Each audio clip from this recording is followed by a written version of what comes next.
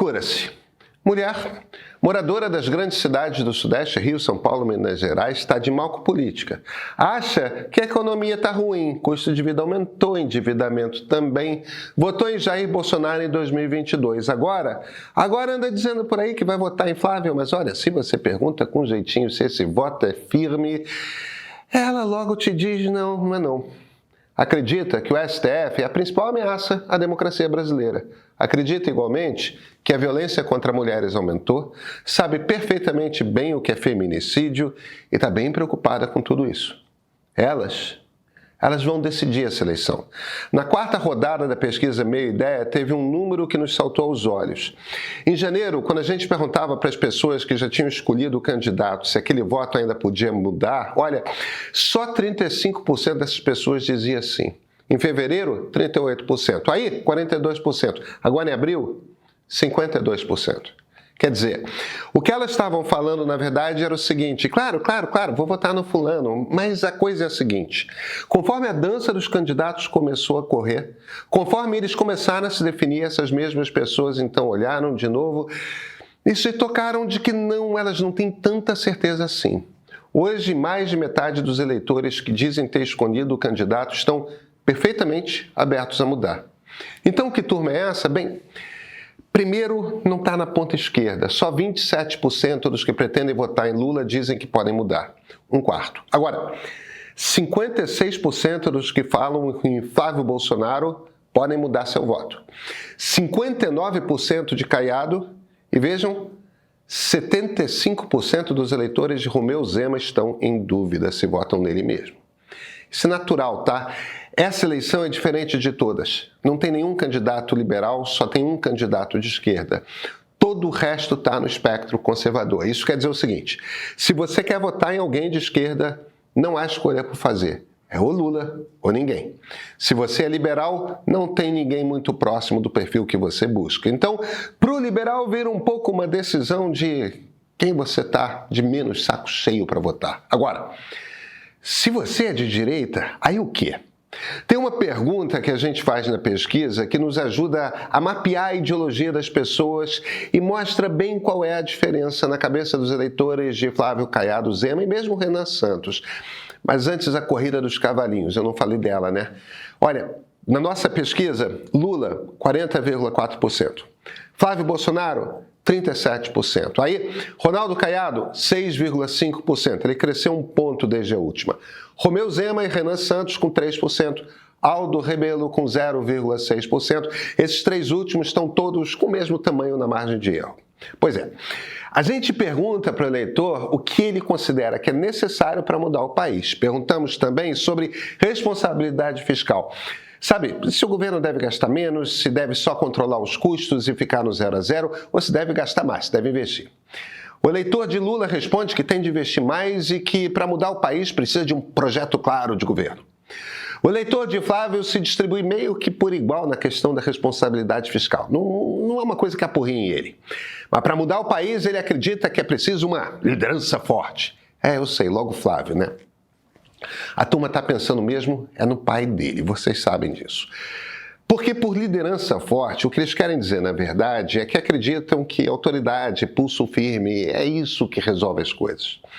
O eleitor do Caiado é outra parada. Ele realmente atraiu um perfil que é mais liberal. Acredita em diminuir os gastos do governo, bem fiscalista, o dobro da média nacional. Agora, para mudar o país só com pressão popular. Enquanto o eleitor bolsonarista acha que vem de cima para baixo na base da autoridade, o eleitor do Caiado acha que a mudança vem de baixo para cima, a partir da sociedade.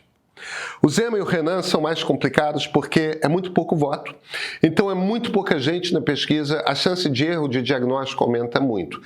Mas o cheiro que fica é o seguinte: projeto claro, controlar sem cortar gastos. Parece que o eleitor do Zema quer um gerente. O do Renan quer ordem e mercado livre, uma mistura de Bukele com Milei. É o cheiro, tá? Mas com grande margem de erro. A leitura pode estar perdendo muita sutileza aí. Então, no caso do Zema e do Renan, não confiem de todo. Agora percebam, tem umas trocas aí que são difíceis para esses eleitores todos. Quem está olhando para Caiado é um fiscalista liberal. Se vai para Flávio, perde o fiscalismo e ganha um César. não dá match. Não dá match de perfil de eleitor, percebe? Pelos números, o eleitor do Lula hoje é mais preocupado com responsabilidade fiscal do que o eleitor típico de Flávio Bolsonaro. É bem incrível. E é difícil esse jogo. Agora, quem tem menos chance de atrair o eleitorado em disputa é o Renan Santos, tá? Quase 70% do eleitorado dele é masculino. Homem, de meia idade, periferia urbana do Sudeste, ensino médio. De novo, sempre lembrando, com 3% da amostra, a chance de erro nesse diagnóstico é grande. Porque aí voltamos para o início. Quando você olha para os eleitores voláteis, o que descobre? Altissimamente concentrado no Sudeste, nas grandes cidades, 40% homens, 60% mulheres. Dessas mulheres, 56% delas são da periferia urbana, 20% delas da classe média tradicional. E o que pensam essas mulheres? Vamos lá, tem conversa. Eu sou Pedro Doria, editor do Meio. Olha, a gente vai seguir falando aqui no ponto de partida sobre os dados da pesquisa Meio Ideia de abril. Mas você pode ir além do que cabe nessa conversa com o nosso pacote de eleições 2026. Esse é um benefício exclusivo para quem é assinante premium do Meio. Você recebe a pesquisa mais cedo. Assim que o TSE libera os dados, a gente manda para você. Além disso, tem também 2 newsletters especiais por semana, acesso ao nosso streaming exclusivo, descontos em cursos e participação na nossa comunidade exclusiva. Vem ser premium, só R$15 por mês. O link está na descrição do vídeo. Esse aqui, você sabe. Esse aqui é o ponto de partida.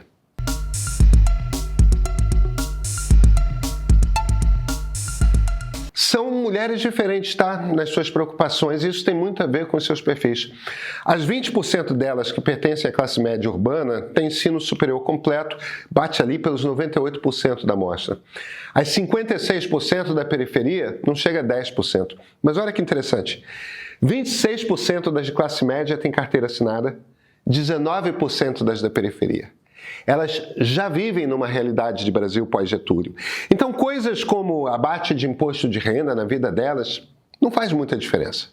Tem também um perfil religioso bastante similar. 70% das mulheres de classe média que não definiram de todo o voto são católicas, 60% das da periferia. 1/4 delas são evangélicas, em ambos os grupos. Elas têm outros pontos de acordo, tá? Outros pontos em comum. 30% dessas mulheres de classe média sentem que o custo de vida está pegando e 45% sentem um endividamento maior. 40% das de periferia sentem o custo, 50% delas as dívidas. Nos 2 grupos, 60% reprovam Lula, 50% veem o STF como a principal ameaça à democracia brasileira. Mas, ao mesmo tempo, veja só, 40% dessas mulheres de classe média são a favor da anistia para Bolsonaro e os generais. Das de periferia, 30%. Você soma todos os eleitores que votam em candidatos da direita, 64% defendem anistia plena. Então essas mulheres, elas são diferentes. E hoje, quase todos os eleitores que defendem anistia plena estão com Bolsonaro. Dentre os eleitores de Caiado, só 8% querem anistia para todo mundo. Entre os de Zema, 4%. Os eleitores de Renan, quase 15%. A gente tem umas conversas sobre política, muitas vezes, que tentam botar todo mundo em caixinhas. Menina veste vermelho, menino veste amarelo. Se é de direita, quer anistia. Se é de esquerda, quer cadeia neles. Se está preocupado com o feminicídio, é de esquerda. Se é misógino, é de direita. O mundo não é assim.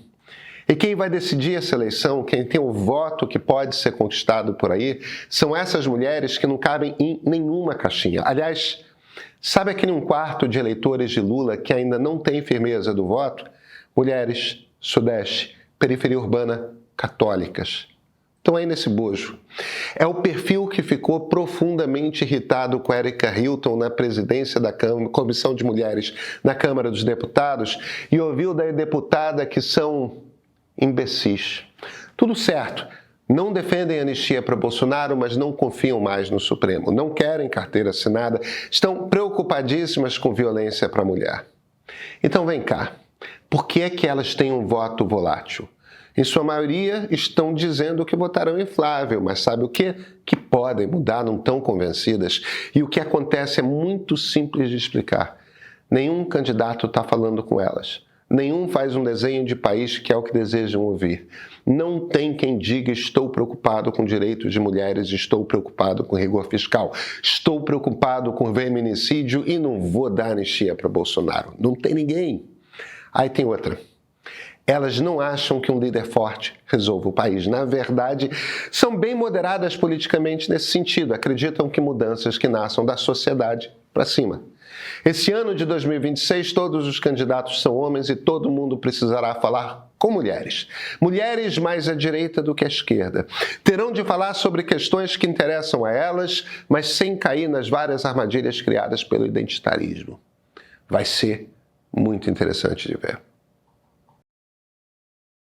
O jogo pesado começa agora. As principais candidaturas estão postas e a fase de aquecimento passou. Você provavelmente já tem uma opinião sobre a eleição, mas ela é baseada no quê? A edição de abril da pesquisa Meia Ideia já está no ar. São dados exclusivos, sem filtros partidários, sobre a intenção de voto e o que o eleitor realmente está pensando. Quem é assinante premium recebe o relatório completo em PDF para não ficar sem argumento e para usar de base em debates e conversas. Além da pesquisa, você também garante acesso ao nosso pacote eleições com os bastidores de Brasília que você não lê em outro lugar. Tem ainda vantagens como descontos nos cursos do meio, acesso ao catálogo completo do nosso streaming e mais 2 newsletters especiais por semana com matérias e entrevistas exclusivas sobre o ping-pong político. São apenas R$15 por mês para ter informação antes de todo mundo. Assina o Meio Premium. Lugar de quem pensa de verdade é aqui, no Meio.